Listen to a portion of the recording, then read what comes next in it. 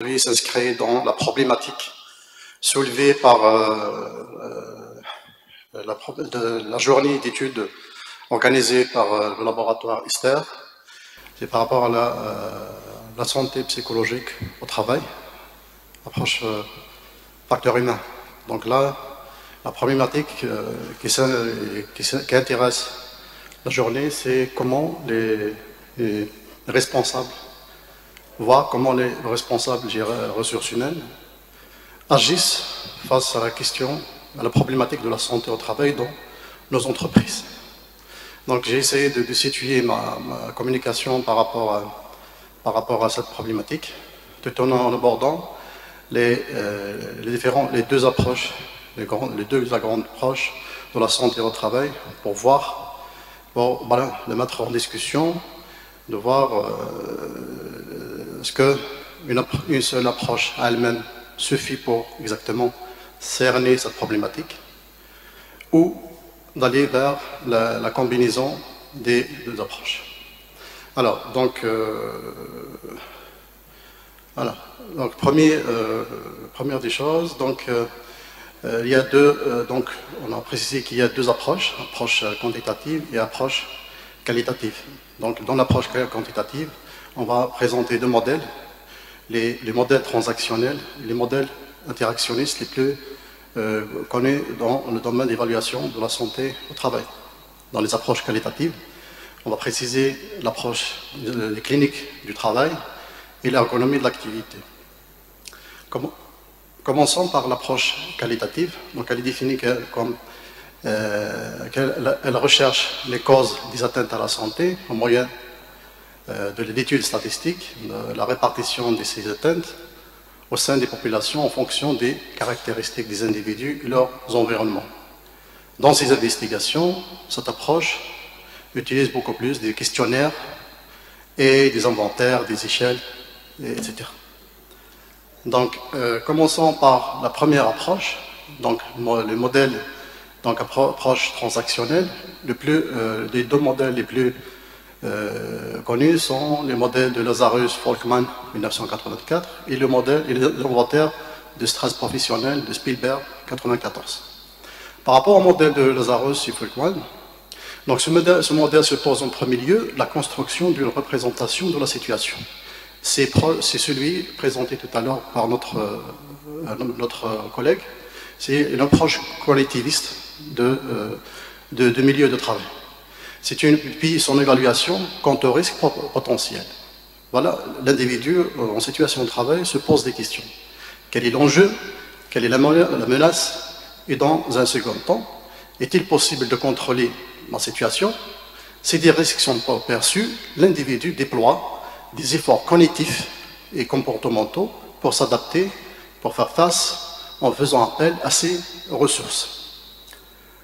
Deux types de stratégies. Donc on parle de coping, des stratégies de faire face. C'est le coping, les stratégies de coping. Deux types de stratégies sont identifiées. Les premières portant sur le problème lui-même, donc action sur l'environnement. Les autres sur l'émotion, évitement du problème au changement de sa perception. Ce modèle ne propose rien, on le critique, en ce qui concerne l'action sur l'environnement et l'organisation. Seule apparaît l'action sur la personne et sa condition. Donc l'analyse s'intéresse peu au contexte de travail, mais focalisée sur le comportement des individus. Il y a l'inventaire de Spielberg. Cet inventaire évalue les facteurs liés aux pressions de travail, par exemple, et au manque organisationnel, voilà, et susceptible de déclencher exactement le processus du stress. Deuxième modèle, c'est le modèle interactionniste. Dans ce modèle, on trouve deux modèles, celui de Karasek et celui de Sigrist. Donc il y a deux, donc selon la littérature, ce sont les deux modèles les plus utilisés aussi dans l'évaluation des facteurs des risques psychosociaux au travail. Donc c'est vrai que les chercheurs les utilisent séparément, mais beaucoup de chercheurs proposent d'appliquer les deux, parce qu'ils sont complémentaires. Le premier essaie d'étudier. Donc, il contient 3 axes. La demande psychologique, le deuxième axe, c'est la latitude décisionnelle, le troisième axe, c'est le soutien social au travail. Dans le deuxième axe, on s'intéresse à on voit l'intensité, la rapidité, la quantité du travail, à la contrainte temporelle, aux interruptions, aux contradictions et des exigences. La deuxième, la latitude, d'une part de l'autonomie décisionnelle, d'autre part la possibilité de mettre en œuvre ses compétences et d'en développer de nouvelles. Le soutien social, c'est un axe rajouté après par Karasek et Torel à la fin des années 80. Donc c'est le soutien social. Donc cette dimension dépend de la reconnaissance de son travail par la hiérarchie et l'appui des collègues. Le deuxième concerne le modèle de Siegrist. C'est un modèle de conséquence d'un déséquilibre entre efforts élevés et récompenses faibles au travail. Les efforts peuvent avoir 2 origines externes, contraintes de temps, interruptions, exigences de tâches, nombre de responsabilités, astreintes physiques. On est l'approche de la Karasek, soit interne. À la différence des modèles transactionnels, les modèles interactionnistes intègrent une évaluation du milieu, c'est-à-dire de l'environnement. Donc là, c'est une étude menée par le Sommer. C'est une étude de référence à chaque fois dans mes lectures, à chaque fois qu'on cite ces 2 modèles, on revient à cette enquête réalisée par le Sommer. Donc les facteurs psychosociaux au travail, une évaluation par le questionnaire de Karasek, dans l'enquête Sommer. Donc voilà comment c'est-à-dire l'application de ce questionnaire, c'est le type de données qu'on recueille. Donc ça va nous permettre d'avoir des données quantitatives et faire des comparaisons, donc croiser la latitude décisionnelle avec la demande psychologique qui va nous donner 4 situations de travail. On peut se retrouver dans des situations détendues lorsqu'il y a une demande psychologique faible et nous avons une latitude décisionnelle élevée. On peut être actif lorsqu'il s'agit d'une situation de travail, là où il y a une demande psychologique élevée et nous avons une latitude décisionnelle élevée. On est dans la situation passive, lorsque la demande et la latitude sont faibles. On est tendu dans une situation de souffrance, en situation de stress, etc., lorsqu'il y a une demande psychologique en situation de travail, mais on a une latitude décisionnelle faible. Ça, un exemple de l'application de questionnaire de Karasek. Approche qualitative, passe à l'approche qualitative. Donc, par recherche qualitative en santé, nous entendons tout type de recherche menée dans le champ de la santé, mettant en œuvre des modes de collecte de données et des méthodologies d'analyse peuvent être qualifiées de qualitatives, au sens où elles permettent d'accéder à la compréhension en profondeur du phénomène investigué. Les méthodes privilégiées sont l'observation, l'entretien individuel et collectif, l'autoconfrontation simple et croisée, à la confrontation aussi simple et croisée, l'assimilation, etc. Donc, dans ces approches, on trouve les approches de la clinique du travail. Dans la clinique du travail, elle regroupe plusieurs courants, la psychopathologie du travail, la psychodynamique présentée tout à l'heure par notre collègue, la clinique de l'activité, la psychologie sociale clinique du travail. Elle entretient des relations privilégiées avec certains courants de l'ergonomie, la médecine du travail et la sociologie. Donc, par rapport à la psychodynamique, comment la vision de la psychodynamique au travail?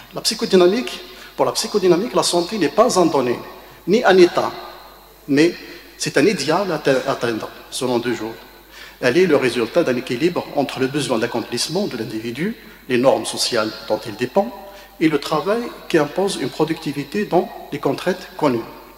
La santé mentale des individus est menacée lorsque l'organisation du travail ne permet pas l'investissement de sa subjectivité pour combler le décalage entre le prescrit et le réel du travail. Le travail réalisé n'est pas reconnu par les pairs, la hiérarchie. Les stratégies défensives mobilisées individuellement et collectivement ne sont pas efficaces. Et enfin, La coopération est absente pour confronter les contraintes de la production. La clinique de l'activité. Le point de vue de la clinique de l'activité, le travail ne se limite pas au travail réalisé, mais l'activité empêchée, au contrarié, suspendue, constitue une partie prenante de l'activité. L'activité empêchée représente une source potentielle d'atteinte à la santé, car c'est une amputation du pouvoir d'agir de ceux qui réalisent le travail. Pour la clinique de l'activité, la santé n'est pas seulement l'absence de la maladie, mais elle correspond à l'élargissement du champ des actions possibles au plan collectif, individuel et organisationnel. Elle est le pouvoir d'agir sur soi-même et sur son milieu, son environnement de travail. Elle est aussi dans les possibilités pour les travailleurs de se reconnaître dans ce qu'ils font, dans leur métier. Pour Canguilhem, c'était partiellement éclos 2018, être en bonne santé, c'est être plus que normal, c'est être avec les autres, créateurs des normes. L'ergonomie de l'activité, comme une troisième approche, dans les approches qualitatives. Pour l'ergonomie, l'activité a non seulement une fonction productive, mais également une fonction constructive de la santé. Donc l'opérateur construit sa santé grâce au mode opératoire qu'il développe et aux régulations qu'il opère pour s'adapter aux exigences de son activité. La santé des opérateurs est menacée lorsque l'organisation de travail ne leur offre pas des marges de manœuvre pour pouvoir agir, pour agir sur les objectifs et les moyens de travail. Travailler dans des situations contraignantes met en péril la santé des opérateurs. C'est pourquoi l'ergonomie constructive plaide à la conception des environnements capacitants, voire à des organisations capacitantes. Alors, en conclusion, l'idée c'est que les deux approches ont leurs intérêts et limites. Les deux approches sont complémentaires, donc c'est pourquoi il faut, dans les investigations, selon les objectifs poursuivis par le chercheur, mobiliser